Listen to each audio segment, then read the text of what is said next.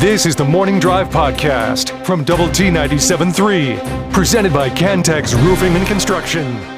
I'm Mike Hebert, owner of Cantex Roofing and Construction. Every day is game day, and we'll get it right when it comes to your roofing, construction, windows, and mirrors. Call Cantex Roofing and Construction today. Together, we are one serving you. I encourage you to go to doubleTSportsNetwork.com. We have a variety of podcasts up there. I mean, it's like the old Lifesavers, the Lifesaver rolls, that when you would get, and there'd be orange and grape and pineapple and that clear color that nobody really cared for. But there's a variety of podcasts up and available for you, including Ask Level, in which this week Choice and Chris Level talk about Texas Tech's blowout win versus Houston, the red zone issues, and in their mind how Texas Tech stacks up against others in the Big 12 and the country. So if you have a moment and you're looking for a little bit more in-depth conversation on Texas Tech and a future Red Raider and the 5-star commit in Jalen Brewster, you can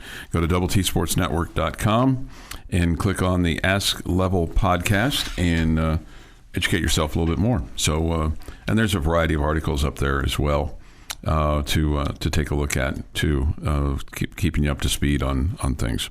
Okay, so do that. Go to doubleTSportsNetwork.com. Jimmy, I met a new Morning Drive listener last night at the gym. Jeff, he's in medical sales and drives up to Amarillo, I think, almost every day, and was a Morning Drive loyalist. So thank you, Jeff. So he becomes awesome. Listener number... Hope he didn't sweat on you. 27. No, he did not. We fist bumped each other. And both of us were, the sweaty guy is I've not seen him in quite some time. I think he's disappeared. And look, I'm not the only one in this building that had issues with the sweaty guy. At least two others in our building have run into him and have had conversation with him about his sweatiness and his sweatiness all over the floor. And he moved on to another Are we location. sure it's the same sweaty guy? Yes. Just be careful who you attach yourself to, Chuck. I mean, if just because crazy people agree with you doesn't always make it a good thing. Okay. It just means there's three crazy people together, Two are crazy. One is, I think one you look at and go, okay, he's the sane one of the three. Okay, that would be on highest. We're making sure no, it's not. On highest there. No, he's not in this conversation. He's not in this conversation. We get this off the Yates Flooring Center chat line, and yes, I had intended to talk about this. Somebody said, "Y'all going to talk about the logo changes? Blew up on social media. Yeah, blew up everywhere. What is your take on the level the bevel, the beveled T, double T, the flat double T? I think if I'm remembering correctly in our previous discussion, something like this, the double T is like your children, you love them all. Absolutely, and I don't know why we had to kick one out of the family. Yeah, and I wonder. I like the new one they've put together. Mm-hmm. I think it looks great.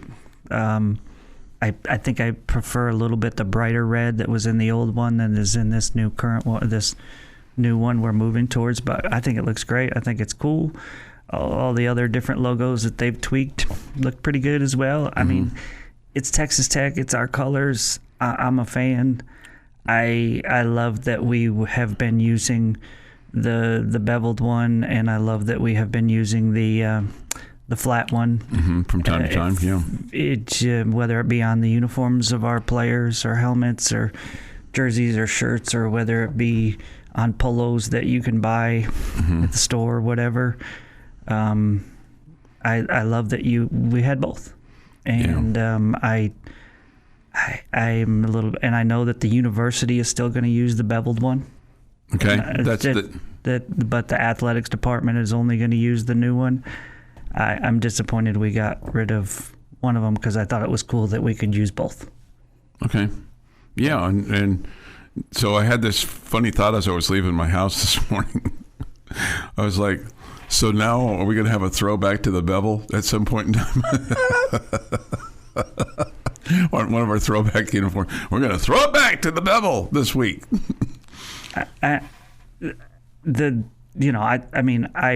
appreciate, think it's great that the university or the athletic department cares what the fan base thinks and is proactive. And hey, if people don't like this, we'll change things.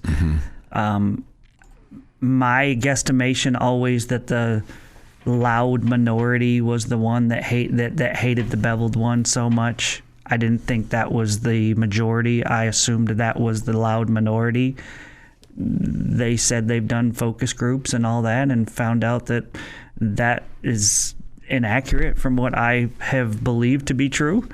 And so I respect that and again appreciate the fact that they're willing to listen to the consumer, aka the fan base, right? I appreciate all of that. Again, but I just don't understand the folks that, again, people who agree with something don't usually call and tell you, hey, I agree. Right. Okay. Right. If they disagree with you, they're going to be loud. Right. Okay. Generally speaking, the noise on the post-game shows, whether it's here or anywhere, is louder when you lose than when you win. Yeah. Okay. So I feel like we gave in. I don't understand our fan base that hated the beveled one so much when the other one was also available. And it's our logo. It's on our helmet. It's on our jerseys. It's on our fields. It's our cord or whatever. It's a logo that represents Texas Tech. How can you hate it that much? Yeah, I mean, why are you so loud that you hate it so much? I'm sorry for being this guy, but it's just who we are as a society now. If we don't like something, we have to be so. It can't be just okay. So other people like that. I like this one, but no, nobody's that way. It's like I gotta just rail on it, and it was. I don't understand that. And I feel like we kind of gave in to the whiny majority. But again, I like what they've done with the new one. I think it looks great. I'll be excited to get it on a polo and a hat and all the above. And so I'm not here to tell you I don't like the new one at all, because I do. I think it's cool. And the other ones that they've tweaked, I think are cool. I just don't know why we had to get rid of one of our children. I think that's well said. And there's a lot of people that are new to Texas Tech or people that over the last 25 years have graduated from Texas Tech, and that was their logo when they were here. I get it that for some the flat double T was their logo when they were going to school and growing up. And that was me. I was the flat double T was the first logo that when I was a Red Raider. So again, that's why I love them both. Yeah. Yeah. All right, so if you have a thought, an opinion, hit us up on the Yates Flooring Center chat line. Go to WT973.com for that, or the mobile app. Visual Edge IT hotline, it too is open at 806-771-0973. The Stay in Sports History is next. The Morning Drive podcast from Double T 97.3 is presented by Cantex Roofing and Construction. Morning Drive, time for this day in sports history. Today is October the 8th, 2025. Time for this day in sports history. Here is Jeff McGuire. 1930 is where we will start. Baseball World Series. The Philadelphia A's. A's, yeah. Not to be confused with the Kansas City A's. Or the Oakland A's. Or the Oakland A's. Or the Sacramento A's. Or the Sacramento A's. Beat the St. Louis Cardinals 7-1 at Shibe Park for a 4-2 series victory to retain the World Series title. Okay. So this was back-to-back for the Philadelphia A's. Just want to remind them that, apparently they're the one team in Major League Baseball that doesn't think moving sucks. They had success in Philadelphia, and they had a lot of success in Oakland. They didn't have very much success in Kansas City. They kept moving. They kept moving, yes. They like putting their stuff in boxes and taking it someplace. I don't know why. In Kansas City, they like trading their best players to the Yankees, which they became a Yankee farm club, essentially. 1956, Yankees pitcher Don Larson throws his perfect game as the New York beats the Brooklyn Dodgers 2-0 in Game 5 of the World Series at Yankee Stadium. Thank you. I knew there was something about this day that was historic, and I just couldn't put my thumb on it, but you just did. The A's won back-to-back World Series from Philadelphia. No, it's Don Larson. 1973, Major League Baseball's NLCS Game 3 is interrupted by a brawl sparked by a fight between Cincinnati Reds Pete Rose and New York Met Bud Harrelson at Shea Stadium in New York. About that. Pete Rose guy, he was an interesting fella. He was. 1995, Dolphins' Dan Marino breaks Tarkinson's NFL career completions record. And Fran Tarkenton was really known more of a scrambler than he was as a passer. In 2005, it's going to take a second. Just hang out with me for a minute, okay? Okay. Nebraska nose tackle Lee Kevin Smith intercepts Cody Hodges' pass near the end zone and tried running it back with 1:11 left in the game.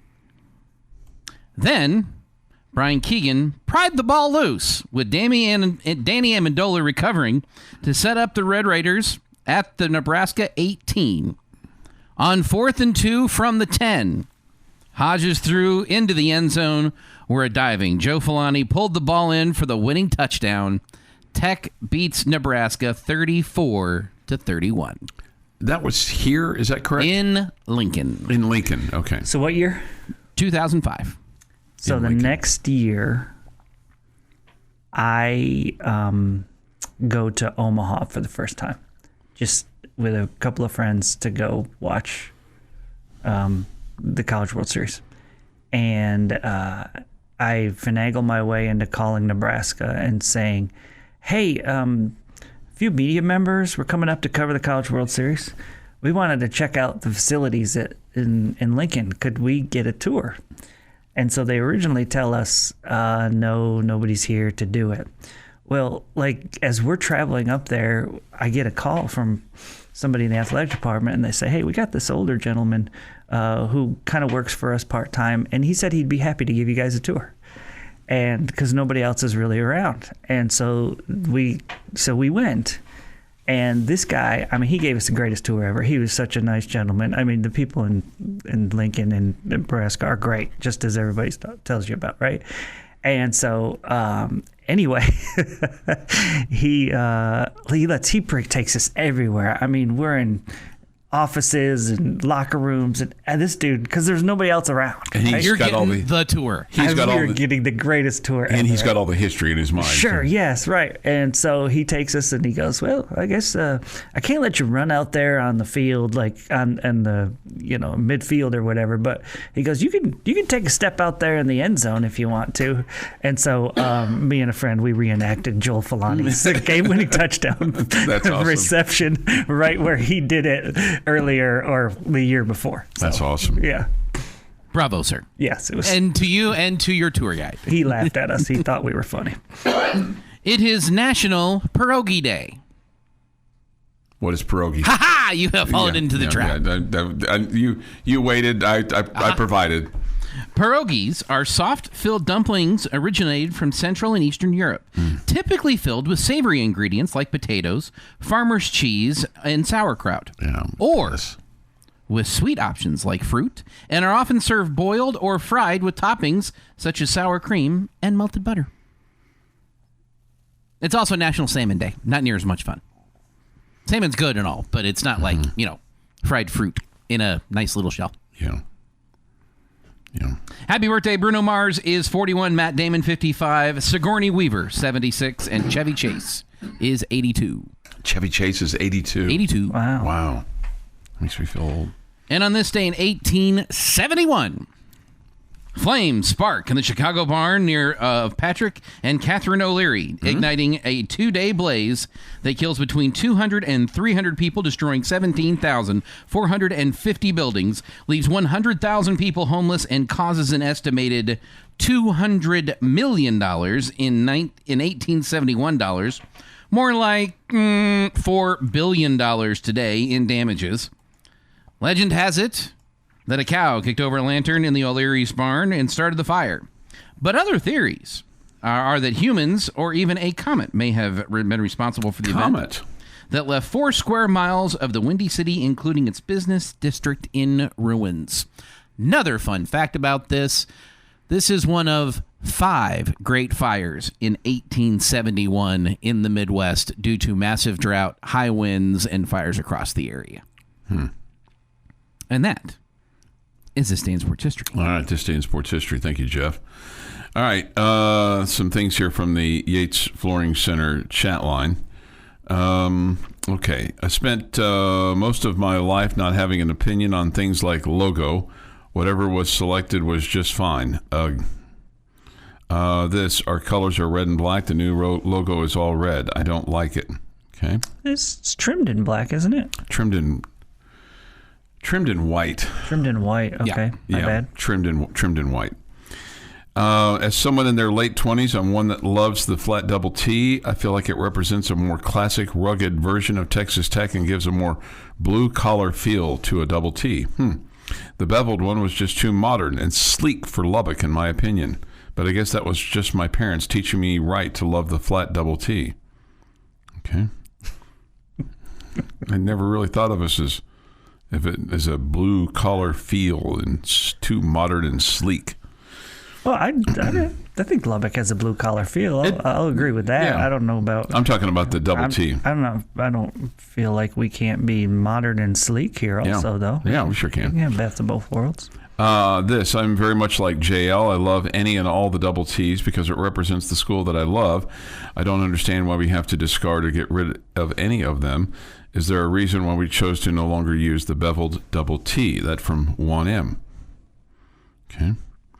Jason says this, the logo change is good with me. I graduated Tech in 2002 and I've been attending Tech games since 4 years old. Okay.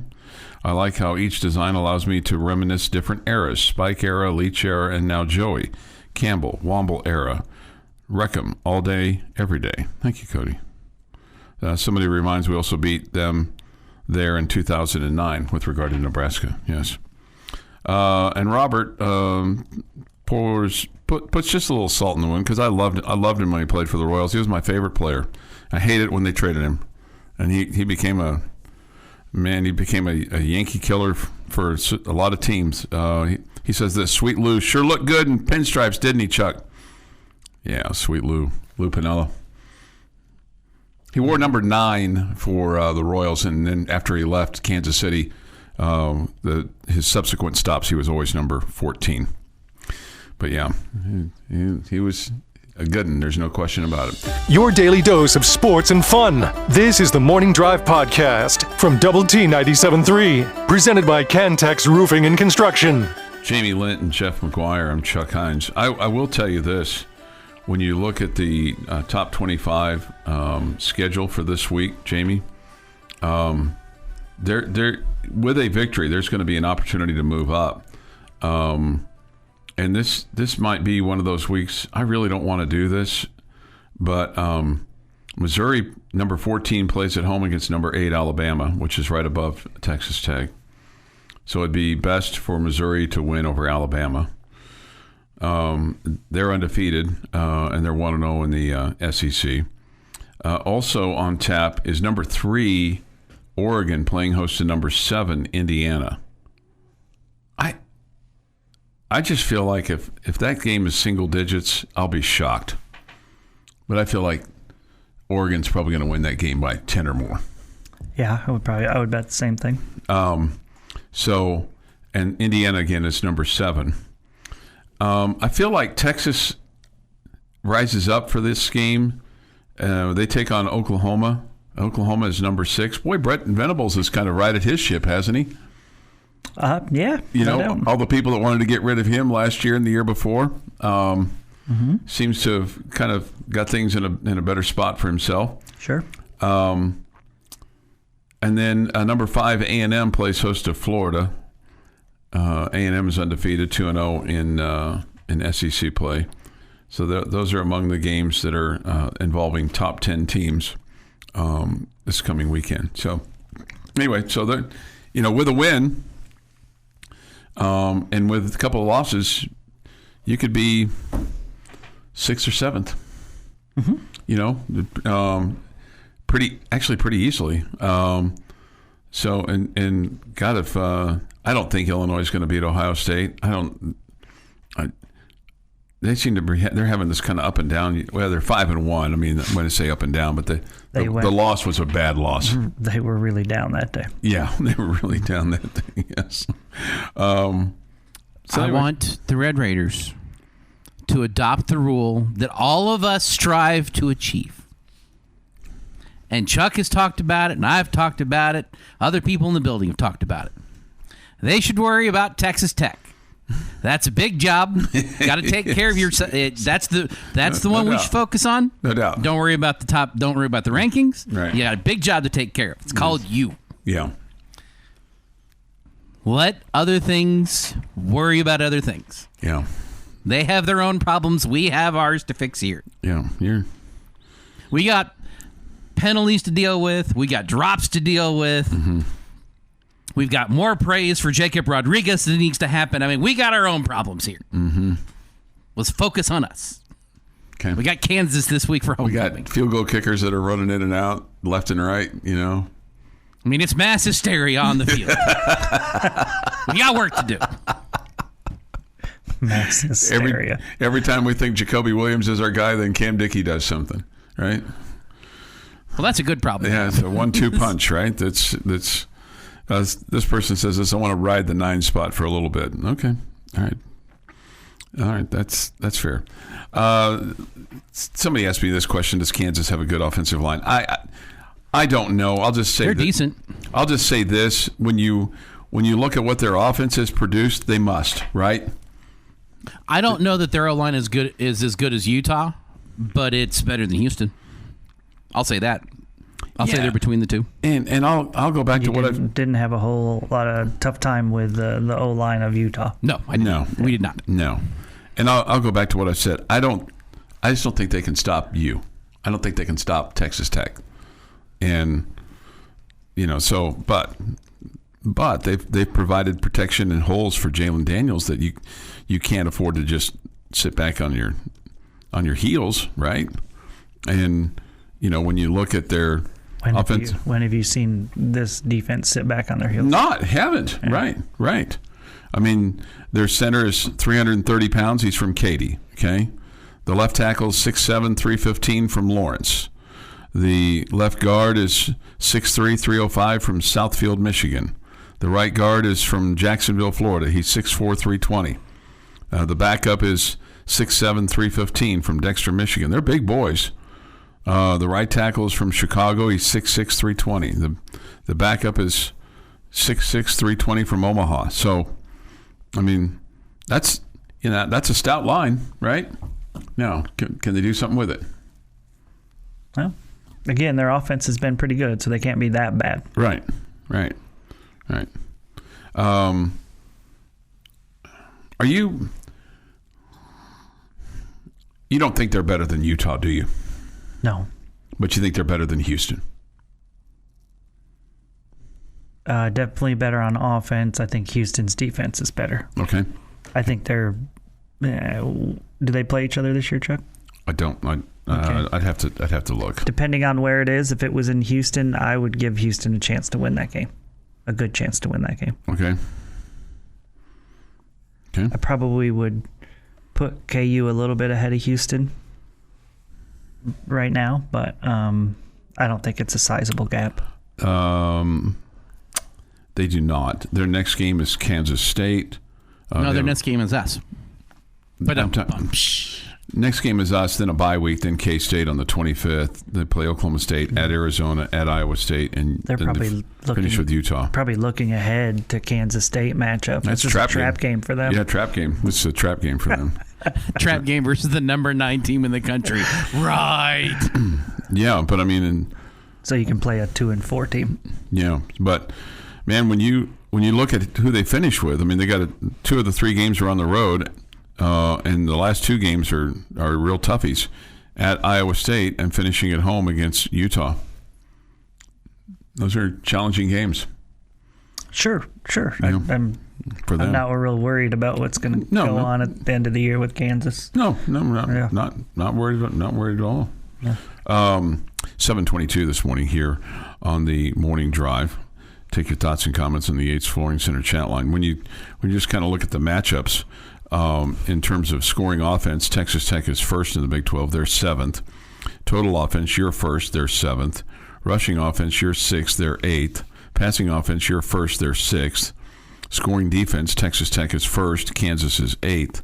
In total defense, Texas Tech is 2nd, and KU is 9th. So, yeah, those numbers point to them not being as good offensively as I have in my mind. Right. Mm-hmm. Third down conversion, and this is something that you've done a much better job on, both offense and defense this year. Texas Tech is third in third down conversion on offense and first in third down conversion defense. Kansas is 14th in third down conversion on offense and 10th in defense. So, and even, I guess the one thing you look at for them, they're just ahead of you in sacks per game. They're at like 2.67, and Texas Tech is at 2.4. But in fewest penalty yards per game, Texas Tech is 16th in the Big 12, and KU is 3rd.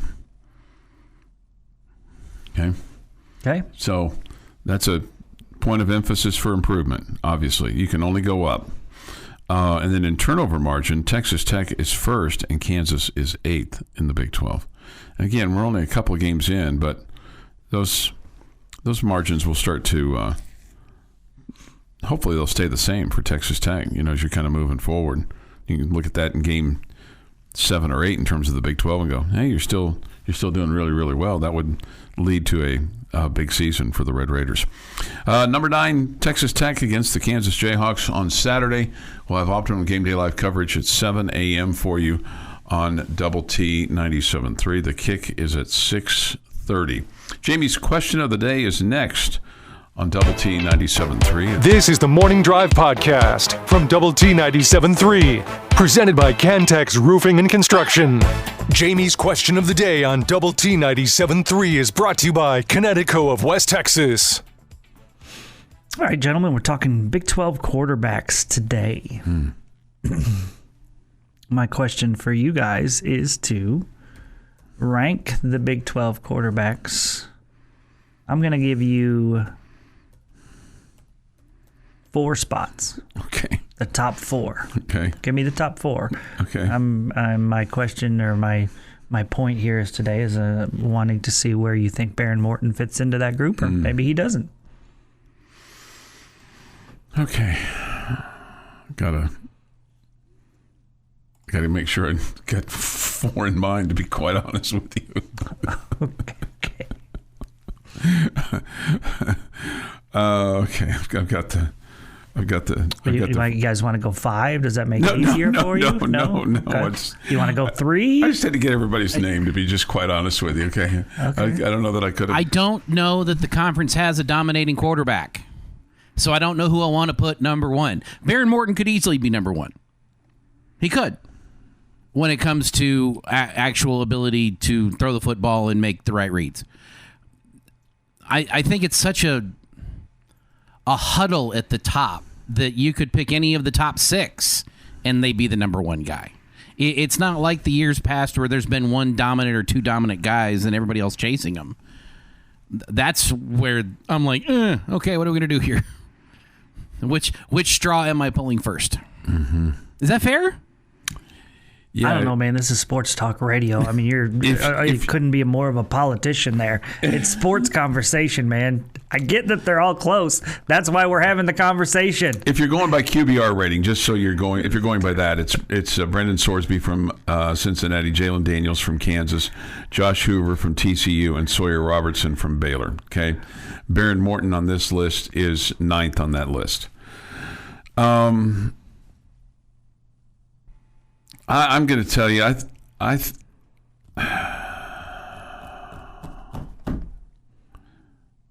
okay. I'll just say this. I think, I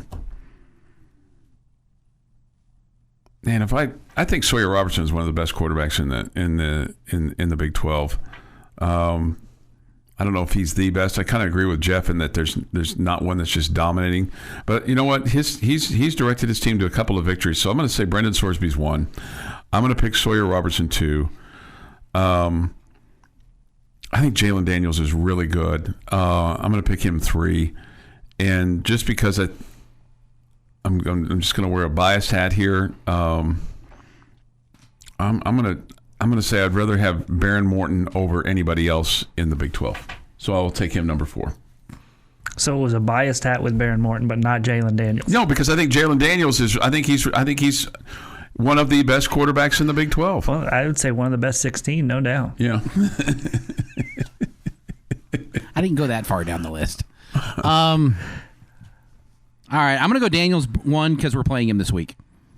That's the best answer for that. The best decision maker I can have there. He's what I'm most worried about this week. We'll go Sawyer Robertson in a second.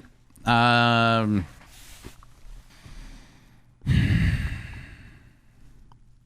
can't find a reason not to have Morton third.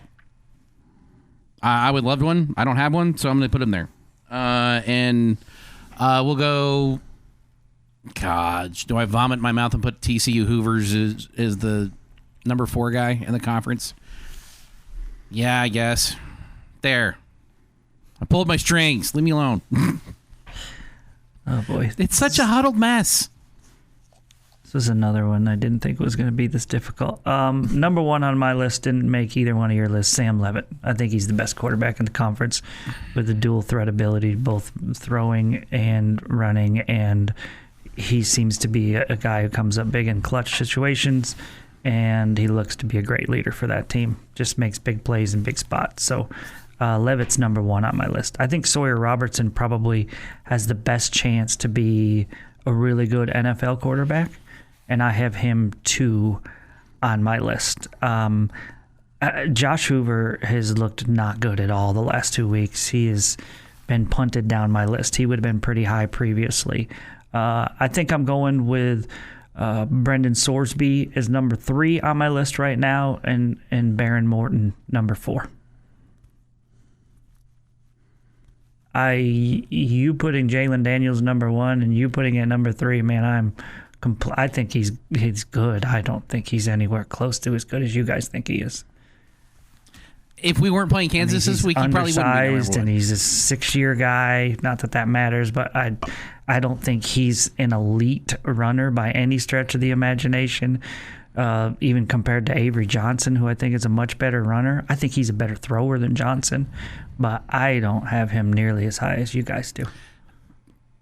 Okay. I mean, I think he's really good. I think he's a dual threat guy. I think he's got throws the ball to the other team more times than he needs to. Yeah, there's probably some of that. I mean, he's done a better job with that this year. They're not. He's not great, but I mean, I think he's pretty good. But I think I agree with Jeff's first statement in that there's not a dominant standout quarterback this year. But maybe you think Sam Leavitt is that guy.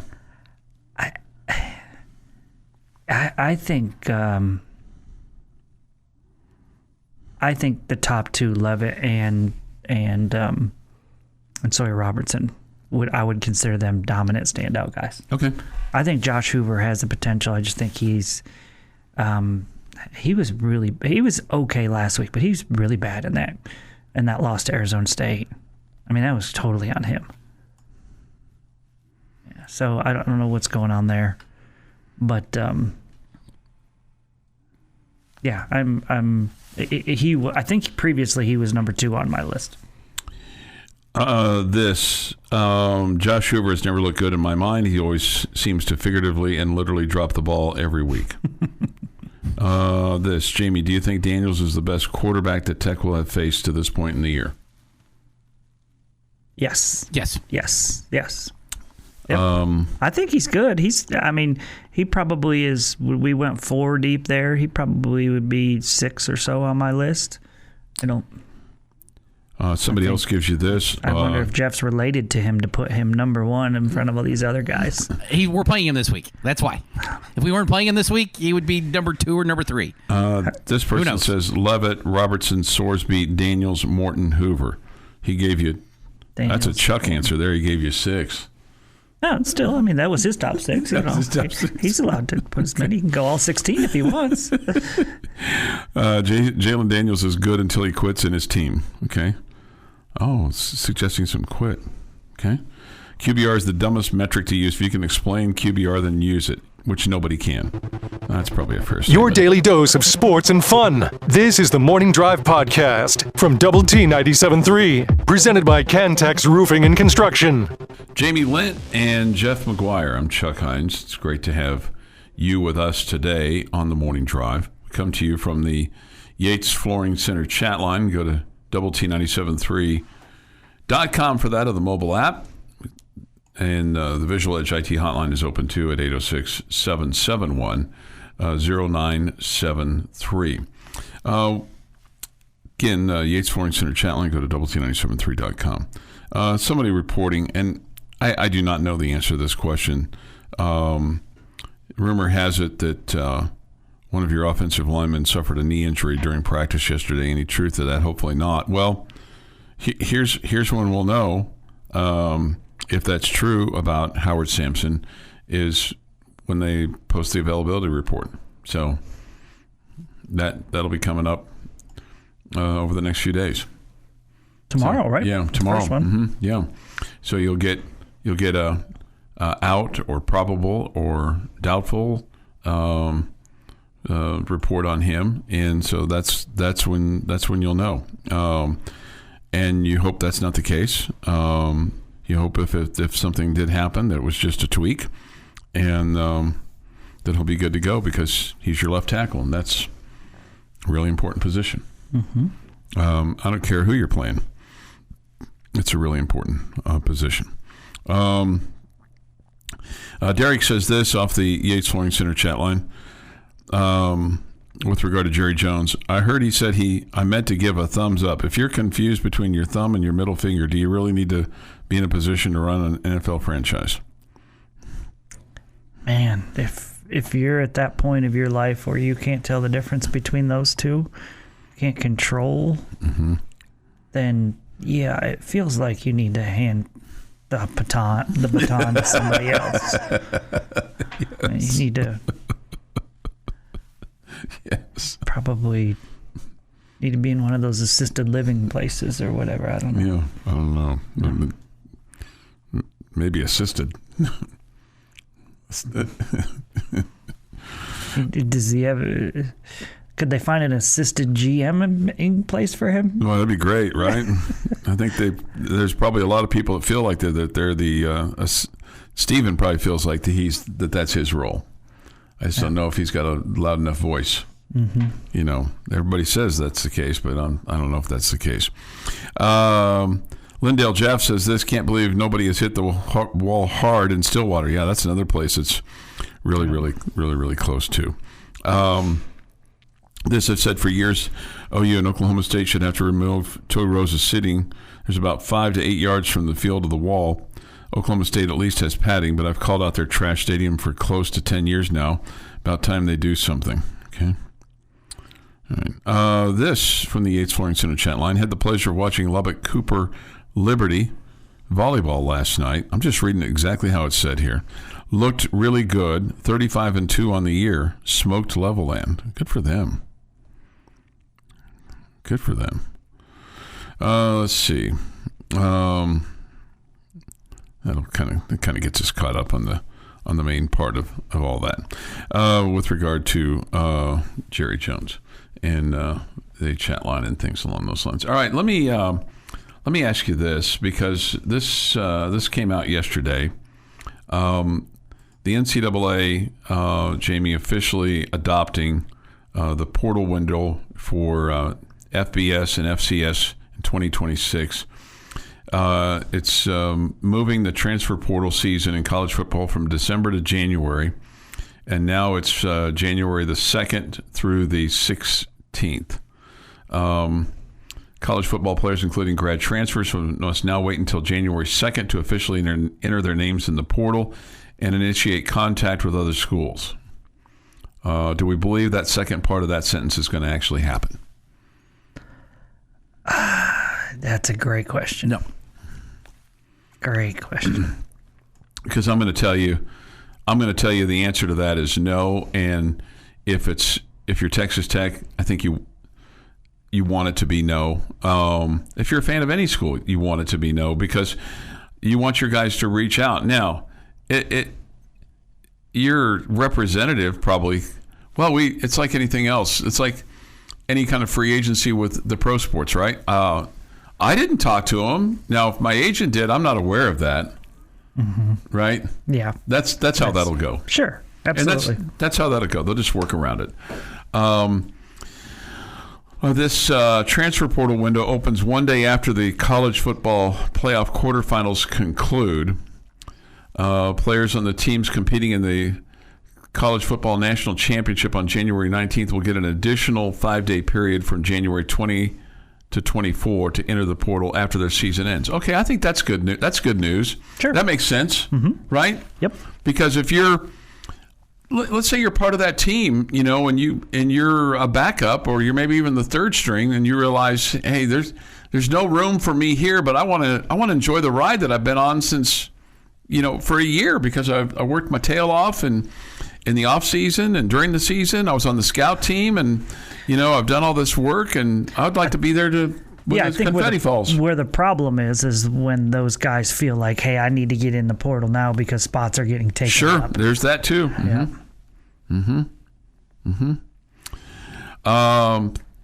Then there's this. Players at Arkansas, Oklahoma State, UCLA, and Virginia Tech will be grandfathered in under the previous rule and are currently permitted to enter the transfer portal after their head coaches were fired in September. Okay. So you're down to one, and this essentially, January the 16th essentially now becomes basically maybe your most important signing day, so to speak, right? Yeah, you would think so. More than anything. Yeah, I mean, portal signing is it's not really called that, obviously, but your portal additions are more important at this point, it feels like, than your freshman additions. Just because they're immediate impact guys. You want to have some of those freshmen that you're going to keep, but man, you have no idea if they're going to be there for 4 years or whatever. Yeah, and look, we've seen. Look, when you hire, let's just call it that. I mean, your class right now you're pulling in some great freshmen. Great freshmen. You are. And they might be good enough to compete and be great right off the bat. Well, I would say this too. That the vets that you're going to bring in is going to complement what you have leaving, and hopefully, like you said, the freshman class you're bringing in is. I mean, it's now littered with 4 and 5 stars, which is a good thing. But absolutely. You're in this want to win now mode, and feel like a window is right there for you, and so you've got to. This has been the Morning Drive Podcast, presented by Cantex Roofing and Construction. Check out our library of Double T 97.3 podcasts at doublet97.3.com.